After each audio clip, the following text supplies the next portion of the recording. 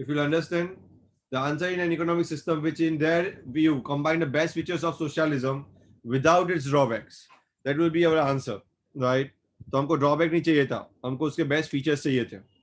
In this view, India would be a socialist society with a strong public sector, but also with the private sector. So private property and democracy will also be there simultaneously. Today, most of the economies are mixed economies. None of the economies in the world, when you see today, are entirely socialism or entirely capitalism. Most of the economies are mixed economies, and India is, you can say, more mixed than any other nation. How we started our planning? Our planning started from the Industrial Policy Resolution (IPR).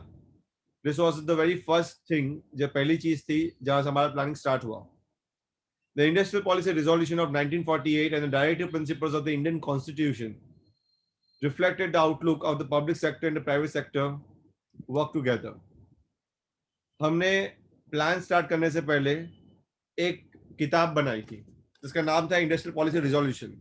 ये किताब जब बाहर आई थी वो 1948 था, आज़ादी के एक साल के बाद ही. क्यों? क्योंकि हमारी इंडस्ट्रीज बहुत ही पीछे थी वर्ल्ड ओवर. तो हमने क्या किया, कॉन्स्टिट्यूशंस के जो डायरेक्टिव प्रिंसिपल्स थे उसको साथ में लिया, राइट? और उनके डायरेक्टिव से, उनके प्रिंसिपल्स से हमको ये पता चला कि public sector and private sector has to work together. और यही ध्यान में लेके हमने एक किताब बनाई जिसका नाम था इंडस्ट्रियल पॉलिसी रिजोल्यूशन. एक रिजोल्यूशन था जो हम चाहते थे कि हम उस हिसाब से प्लान करें. और ये पहला रिजोल्यूशन आईपीआर, जिसको हम आईपीआर बोलते हैं शॉर्ट में, ये पहला रिजोल्यूशन आया 1948 में. उसके बाद कई सारे इंडस्ट्रियल पॉलिसी रिफॉर्म्स आए, इंडस्ट्रियल पॉलिसी रिजोल्यूशंस आए. पहला था 1948, उसके बाद आया 1956 में, 1977 में, 1980 में, 1990 में. पर हर एक इंडस्ट्रियल पॉलिसी रिजोल्यूशन एक दूसरे की रेप्लिका ही थे. अब इंडस्ट्रियल पॉलिसी रिजोल्यूशन में बोला तो गया था कि पब्लिक सेक्टर और प्राइवेट सेक्टर साथ में काम करेंगे, बट ऐसा होता नहीं था. अगर आप ध्यान से देखोगे इंडस्ट्रियल पॉलिसी रिजोल्यूशन में, तो उसमें पब्लिक सेक्टर को ही ज्यादा महत्व दिया गया था. The more importance has been given to only public sector. Public sector यानी सरकारी कंपनी, उसे प्राइवेट कंपनियों को महत्व नहीं दिया गया था. और इसीलिए काफी इंडस्ट्रियल पॉलिसी रिजोल्यूशन आने के बाद भी, काफी आईपीआर आने के बाद भी पब्लिक सेक्टर ने ही सब कुछ कंट्रोल कर दिया था. अभी इंडस्ट्रियल पॉलिसी रिजोल्यूशन तो ठीक था कि इंडस्ट्रीज बनाने के लिए हमने जो प्लान लेड आउट किया था, पर ये प्लान होता क्या है? सो यहाँ पे सवाल ये होता है कि व्हाट इज अ प्लान. क्योंकि इंडस्ट्रियल पॉलिसी रिजोल्यूशन जितने अच्छे से नहीं चले, राइट, उतने अच्छे इंडिया में 5 ईयर प्लान चले. पंचवर्षीय योजना जिसको हम बोलते हैं, 5 ईयर प्लान. सो प्लान समझते हैं पहले प्लान क्या होता है. आप बीएससी में भी पढ़े हो प्लान क्या है, बट इकोनॉमिक्स में प्लान का मतलब कुछ अलग होता है. So what is a plan? A plan spells out how the resources of a nation should be put to use. हम नेशन के रिसोर्सेज को कैसे यूज में ले, वो प्लान होता है, राइट? तो जिस तरीके से हम यूज में लेते हैं वो हर एक नेशन का प्लान होता है. इंडिया का प्लान अलग था, बाकी कोई देशों का भी प्लान अलग था. सो प्लान इतना ही बताता है कि कैसे resources of a nation use में आएंगे. So it should have some general goals as well as specific objectives. इसके दो होता है, इसके जनरल गोल्स भी होते हैं और कुछ स्पेसिफिक ऑब्जेक्टिव्स भी होते हैं. ना ये क्या होता है जनरल गोल्स? जनरल गोल्स आने जनरली एक्सेप्टेबल होता है सबके लिए, और स्पेसिफिक ऑब्जेक्टिव स्पेसिफिक पर्पस के लिए होता है. इन इंडिया जो प्लान बने वो 5 ईयर प्लान बने. So in India plan are of 5 years duration, और इसको क्या बोला जाता था? 5 ईयर प्लान्स. मोदी जी आए 2014 में, उससे पहले इंडिया में बहुत सारे 5 ईयर प्लान्स बन चुके थे. मोदी जी ने आने के बाद ये 5 ईयर प्लान्स बंद कर दिया. तब मैं बता दूं आपको, 12th 5 ईयर प्लान चल रहा था ये देश में, पर मोदी गवर्नमेंट ने आके वो बंद कर दिया. उसने प्लानिंग कमीशन का नाम भी बदल दिया. इंडिया में प्लानिंग कमीशन था. याद रखिए, ये 5 ईयर प्लान की जो टेक्निक है, जो 5-5 साल के बाद हम प्लान करेंगे, वो 5 ईयर प्लान की टेक्निक है, वो हमने फॉर्मर सोवियत यूनियन से उठाई थी. सोवियत यूनियन यानी रशिया. हमने रशिया से ये लिया था क्योंकि नेहरू जी बहुत प्रभावित थे रशियन से, राइट? और इसी से हमारा नेशनल प्लानिंग यानी पायनियर वही थे. सोवियत यूनियन से ही हमारा नेशनल प्लानिंग चालू हुआ देश में. सो अगेन, पहले आपको अगर पूछा जाए व्हाट इज अ प्लान, तो आपको लिखना है simple definition that how the resources of a nation should be put to use. इसके दो ऑब्जेक्टिव्स होते हैं, एक जनरल गोल्स बोलते हैं और दूसरा स्पेसिफिक ऑब्जेक्टिव बोलते हैं। और इंडिया में जो प्लान चालू हुए कैसे हुए? 5 ईयर प्लान से। 5 ईयर प्लान थे क्या? In 1950, the Planning Commission was set up with the Prime Minister as its chairperson. Planning commission की रचना हुई 1950 में, और जो चेयरपर्सन बनेगा प्लानिंग कमीशन का वो बाय डिफॉल्ट कौन होगा? Prime minister. तो उस जमाने में प्राइम मिनिस्टर कौन थे 1950 में? जवाहरलाल नेहरू। और इसीलिए वो पहले चेयरपर्सन बने इंडिया के। याद रखिए, जितनी बार प्लानिंग कमीशन की रचना हुई उसमें ऑलवेज प्राइम मिनिस्टर ही चेयरपर्सन होते हैं। And the era of 5 year plans had begun. इसी से 5 ईयर प्लान्स इंडिया में चालू हुए। ये था प्लानिंग कमीशन का लोगो। और यहाँ पे बाजू में देख रहे हो आप, वो ऐतिहासिक फोटो है जिसमें नेहरू जी बाकी कैबिनेट मिनिस्टर के साथ बैठे हुए और प्लान कर रहे हैं। उसमें काफी और लोग भी थे प्लानिंग के अंदर, राइट? जैसे गुलजार नंदा, मैनी बहुत सारे दिग्गज नेता थे जिन्होंने इंडिया में प्लान चालू किया फर्स्ट टाइम, नेहरू जी के अलावा। ना 5 ईयर प्लान से को अगर आपको समझना हो तो आपको पॉलिटिक्स को समझना जरूरी है। Without understanding the politics you can not understand economics. तो इंडिया में जो 5 ईयर प्लान आए, तो कितने 5 ईयर प्लान आए? तो अगर आप नेट पे सर्च करोगे तो आपको मिलेगा, उसका डेटा मिलेगा। बट कुछ कंफ्यूजन होगा। कंफ्यूजन किसके लिए? क्योंकि 5 ईयर प्लान्स तो आ रहे थे, पर बीच में एनुअल प्लान्स भी कुछ आ रहे थे, बीच में रोलिंग प्लान्स भी आ रहे थे। तो इंडिया में अभी तक सिर्फ 11 5 ईयर प्लान्स ही बने हैं। 12वां 5 ईयर प्लान आते आते रह गया, क्योंकि प्लानिंग कमीशन की रचना जब हुई नेहरू जी ने की थी, पर जब जैसे मोदी जी आए 2014 में, उन्होंने प्लानिंग कमीशन को खारिज कर दिया। उन्होंने क्या बोला कि प्लानिंग कमीशन जैसी कोई बॉडी नहीं चाहिए, और उन्होंने प्लानिंग कमीशन का नया नामकरण किया जिसका नाम है आज नीति आयोग। यस, इंडिया में अभी प्लानिंग कमीशन नहीं है, अभी क्या है? नीति आयोग। पर ये जो 11 प्लान बने, वो कैसे बने, किसके कार्यकाल में बने, वो हम थोड़ा समझते हैं। पहला जब प्लान आया 1951 टू 1956, उस टाइम पे जवाहर नेहरू का राज था, यानी कि वो प्लानिंग कमीशन के हेड थे। Prime minister by default head हो जाते हैं। बाद में आए सेकंड प्लान 1956 टू 1961, जहां पे लाल बहादुर शास्त्री हेड थे। उन्होंने सेकंड प्लान अपने हाथ में लिया था। थर्ड प्लान के टाइम पे इंदिरा गांधी जी आए और इंडिया के सत्ता पे रहे। उसके बाद मोरारजी देसाई की सरकार आई 1977 टू 1979 में, और उन्होंने प्लानिंग कमीशन का कमान संभाला। उसके बाद आए चरण सिंह। चरण सिंह 2 साल के लिए आए, 1979 और 80 के लिए आए। और अगर आप देखोगे 1966 तो 1977 में सरकार की कटौकटी थी, इसीलिए 3 एनुअल प्लान्स बने। बाद में मोरारजी देसाई 1977 टू 1979 के टाइम पे अगर आप देखोगे तो 5th फ्लाइट प्लान आया।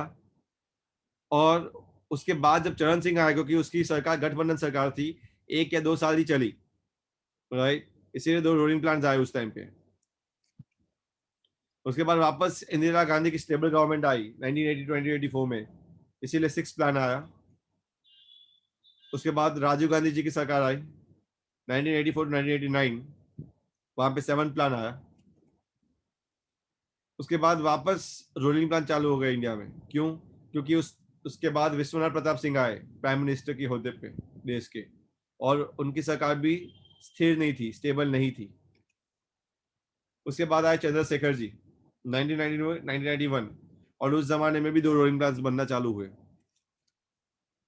उसके बाद पीवी नरसिम्हा राव आए 1991-1996, और उनकी शुरुआत से ही नई इकोनॉमिक पॉलिसी चालू हुई इंडिया में, न्यू इकोनॉमिक रिफॉर्म्स चालू हुए, और 8th प्लान की रचना हुई, दैट इज 92 to 97।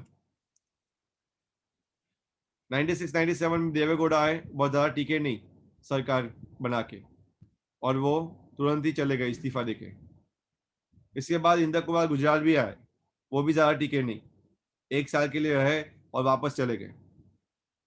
उसके बाद जो स्टेबल गवर्नमेंट इंडिया में आई वो थी अटल बिहारी वाजपेयी जी की, और उनकी वजह से 9th प्लान इंडिया में चालू हुआ 1997 टू 2002। उसके बाद वो रहे 2004 तक। उसके बाद 10th प्लान भी उनके अंदर ही चालू हुआ, पर खत्म हुआ यूपीए सरकार में जब मनमोहन सिंह आए। और मनमोहन सिंह के टाइम पे 10th प्लान और 11th प्लान दोनों ही आ गए थे।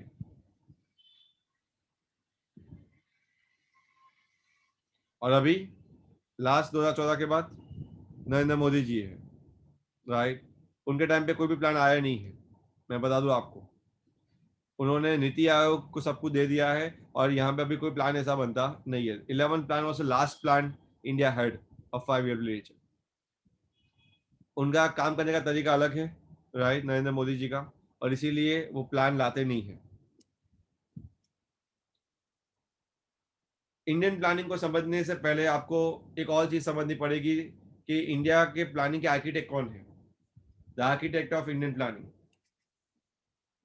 ये जो बंदे देख रहे हो जिसका नाम है प्रशांत चंद्र महालनोबिस, ये नाम याद रखना, क्योंकि इनकी वजह से ही इंडिया में प्लानिंग चालू हुआ।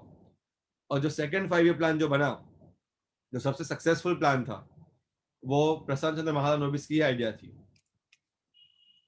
He developed a second 5 year plan, a landmark contribution in the development of the planning. Planning के डेवलपमेंट में उन्होंने बहुत बड़ा योगदान दिया था।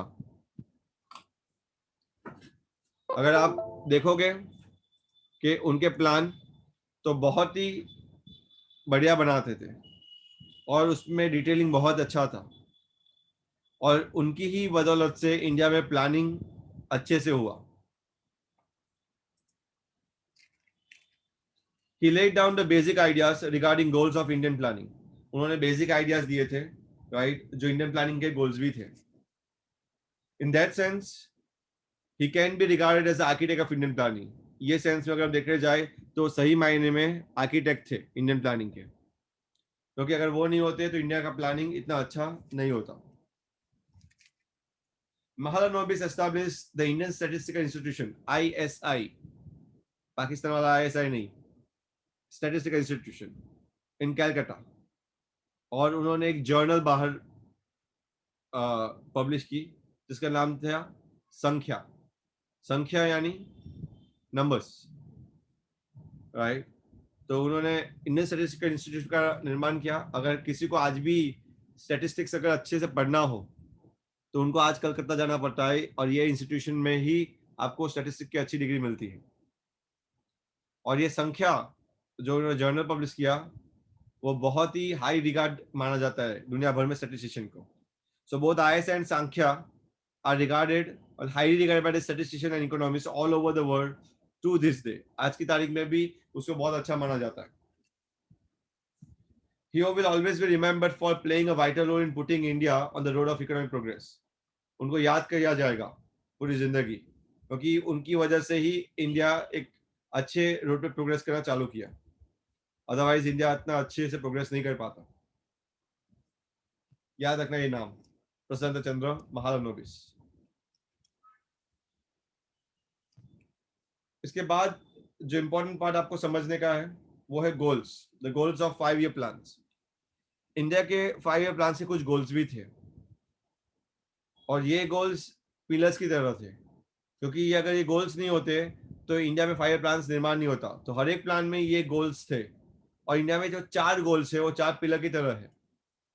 अ plan should have some clearly specified goals. हमको ये पता है कि हर एक प्लान में कुछ स्पेसिफाइड गोल्स होने चाहिए, और इंडिया के 5 ईयर प्लान बने उससे गोल्स कौन से थे? Growth, modernisation, self reliance and equity. ये 4 मेजर गोल्स थे। This does not mean that all the plans have the equal importance of all these goals. ऐसा जरूरी नहीं है कि सभी प्लान में हर एक गोल्स को इक्वल इंपॉर्टेंस दिया गया, पर यस, ये गोल्स की वजह से ही प्लान्स अच्छे से आगे बढ़े। हम आज एक आध 2 गोल्स को समझते अच्छे से। ड्यू टू लिमिटेड रिसोर्सेस, हमको पता है, a choice has to be made in each plan about which of the goals is to be given priority. See goals तो काफी है, पर कौन से गोल्स को प्रायोरिटी दिया जाए वो आपको सोचना पड़ेगा, क्योंकि हमारे पास रिसोर्सेस लिमिटेड होते हैं, अनलिमिटेड नहीं होते, और इसीलिए कुछ गोल्स को इंपॉर्टेंस दिया जाता है, कुछ गोल्स को नहीं दिया जाता। The planners have to ensure that the policies or the plans do not contradict these four goals. हर एक प्लान जब किया जाए, हर एक 5 ईयर प्लान जब किया जाए, तो प्लानर्स को ये ध्यान रखना है कि कोई भी गोल्स को कॉन्ट्राडिक्ट ना करे और हर एक गोल्स को वेटेज अच्छे से दे.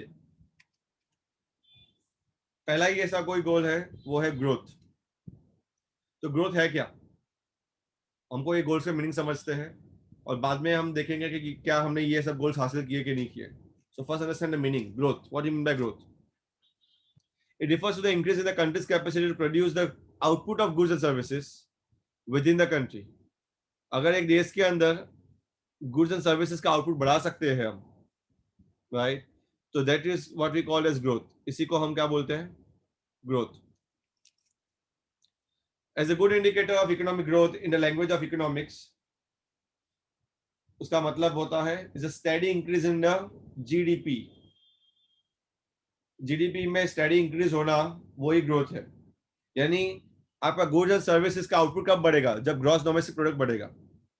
तो ग्रोथ की लैंग्वेज में अगर मैं बोलने जाऊं तो जीडीपी बढ़ना भी एक ग्रोथ ही है. The GDP is what? GDP का मतलब क्या होता है? तो यहाँ पे डेफिनेशन दी है. The GDP is the market value of all the goods and services produce in a country during a year. अगर आप जितने भी गुड्स एंड सर्विसेज बना रहे हो, राइट, उसका पूरा मार्केट वैल्यू है, राइट, वो ही आपका जीडीपी है. और जीडीपी अगर बढ़ेगा तो आप बोलोगे कि यस ग्रोथ हो रहा है. The GDP of a country is derived from what? Is derived from the different sectors of economy. वो अलग अलग सेक्टर्स से आता है आपका जीडीपी. और सेक्टर्स के नाम क्या है? आपको पता है 3 ही मेन सेक्टर होते हैं. कौन सा? Primary, secondary, tertiary. Primary sector को क्या बोला जाता है? The agriculture sector. Secondary sector को industrial sector and tertiary sector को service sector. The contribution made by each of these sector makes up structural composition of the economy. हर एक sector जो कंट्रीब्यूशन देता है उसी से क्या बनता है? इंडिया का स्ट्रक्चरल कंपोजिशन बनता है इकोनॉमी का, राइट. उसी से इंडिया का स्ट्रक्चर डेवलप होता है. यानी एग्रीकल्चर सेक्टर कितना प्रोड्यूस कर रहा है, इंडस्ट्री सेक्टर कितना प्रोड्यूस कर रहा है, सर्विस सेक्टर कितना प्रोड्यूस कर रहा है, इसी से आपको स्ट्रक्चर कंपोजिशन पता चलता है. इट इम्प्लाइज, इसका मतलब ये होता है that either a large stock of product capital और larger the size of the supporting services like transport and banking, या फिर और an increase in efficiency of productive capital services. ये तीनों में से कुछ एक चाहिए हमको. या तो हमारे पास प्रोडक्टिव कैपिटल बड़ा होना चाहिए, या तो हमारे पास सपोर्टिंग सर्विसेज जैसे कि ट्रांसपोर्ट बैंकिंग बड़ी होनी चाहिए, या फिर हमारे पास एफिशिएंसी ऑफ प्रोडक्टिव कैपिटल बड़ी होनी चाहिए. ये तीनों में से अगर कोई भी चीज ज्यादा मात्रा में हो तो ही ग्रोथ हो सकता है, अदरवाइज ग्रोथ होना पॉसिबल नहीं है. So growth can be possible, but it is only possible if you have one, again repeat, productive capital, 2, supporting services, and 3, efficiency of productive capital. आप जीडीपी को केक की तरह मान सकते हो. You can think of a GDP as a cake, and the growth is the size of the cake. अगर cake बड़ी है, so more people can enjoy it, right? वैसे ही अगर जीडीपी ज्यादा होगा तो ज्यादा लोगों को फायदा होगा कंट्री में. तो जीडीपी केक की तरह है, ऐसा समझ लो, right. So the more the GDP the more beneficial for the country. So GDP यानी नेशनल इनकम ज्यादा होनी बहुत जरूरी है. याद रखिए, it is necessary to produce more goods and services if the people of India to enjoy more rich and varied life. आपके पास ज्यादा गुड्स एंड सर्विसेज होने चाहिए, तभी आप अच्छी जिंदगी जी पाओगे. और इसीलिए अगर आप देखते हो अमेरिका डेवलप नेशन में क्यों लोगों के पास ज्यादा रिसोर्सेस है, बड़े घर है, ऐसा क्यों है? बिकॉज उनका जीडीपी भी बहुत अच्छा है. और इंडिया में नहीं है, क्यों? बिकॉज इंडिया का जीडीपी बहुत लो है. Fine, that's it for today. हम आज से यहाँ से आगे नहीं जाएंगे. Tomorrow will go with the modernisation. यहाँ पे किसी को डाउट यहाँ तक?